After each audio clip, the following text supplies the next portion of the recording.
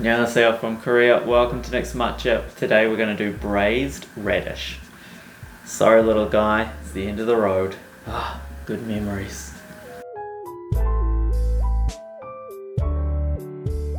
Walking along, the radish with the face on it, and I'm talking to the radish. To do our braised radish, it's one that I've been meaning to make for a while, simply because I love the way the radish tastes when you cook galbi jim. So if you check out my recipe for galbi jim, you'll see a really delicious sort of slow cooked beef recipe. It's fantastic, and I love the way that the sort of flavors come out that match with the radish. So I want to try to do that sort of similar flavors, but this time without the meat. So we're basically just going to take the sauce that I used for that, and we're going to put it with this. It should be pretty easy. Let's see how it goes. Good luck. If you drew a face on your radish with marker, make sure after you peel it that you give it a quick wash, otherwise it could still be a little bit dirty. Now how you slice it up is up to you. Just remember this rule: if it is sliced smaller, then you need to make sure you cook it for less time, and if you slice it in bigger pieces, you're going to cook for longer. Do the edges here with a peeler so that when it is cooking for a long time it starts to get soft. They're not going to break apart and fall into your soup, so you're still going to get nice good pieces of radish that aren't breaking at the edges. Now here's our delicious sauce. This is my Galbi sauce. So if you want to follow this sauce recipe and put it with braised meat or even chicken or almost anything that you're braising, I highly recommend it.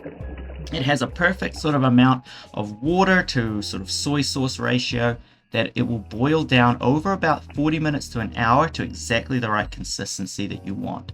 So any food that you're going to boil for about, or braise for about an hour, then this is the perfect ratio of ingredients for a perfect sauce. And then obviously you can adjust as you go. So throw in a few things here. I've got some ginger. You can take the ginger out if you're not a big fan of ginger. I just am a big fan of ginger, so of course I love to add it in when possible.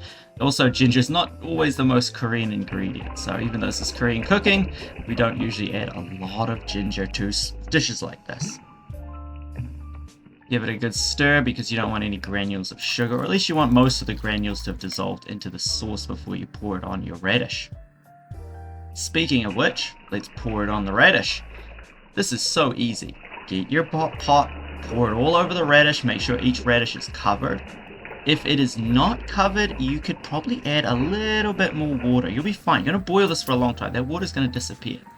So give it a good stir, make sure everything's covered like I said, and then you're going to cook it for about 40 minutes. So let that boil on about a sort of medium-low heat, and it will just simmer away while you prepare the other ingredients and take a rest.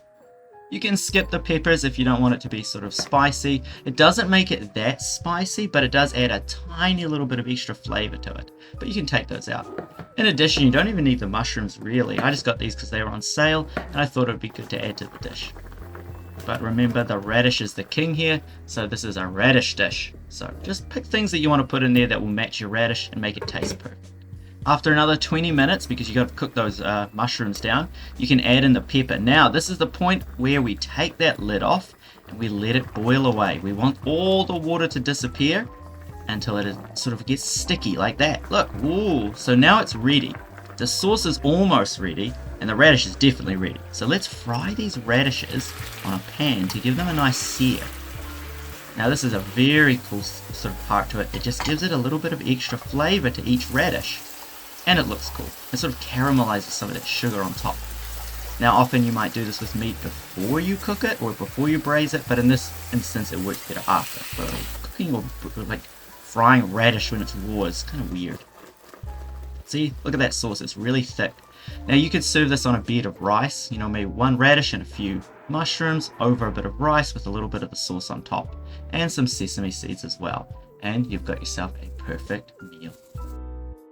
I'm not gonna lie, that radish is soft. This is one of the best things I've ever cooked, and it got all thumbs up from my wife, which she doesn't always do. She's honest. When I don't cook it well, she lets me know. Wow. That slices apart so easily. Beautiful.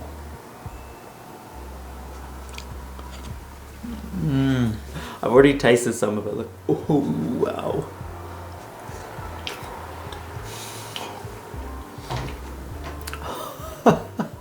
This is so good. Oh, my mushroom here.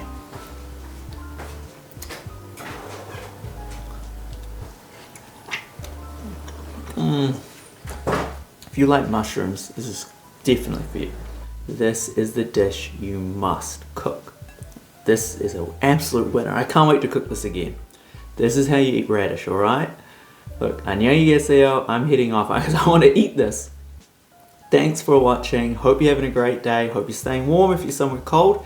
And if you're somewhere hot, I hope it's summer and I hope you're having a great time. So, till next time, check out the channel, subscribe, hit the like button if you enjoyed the video, and see ya.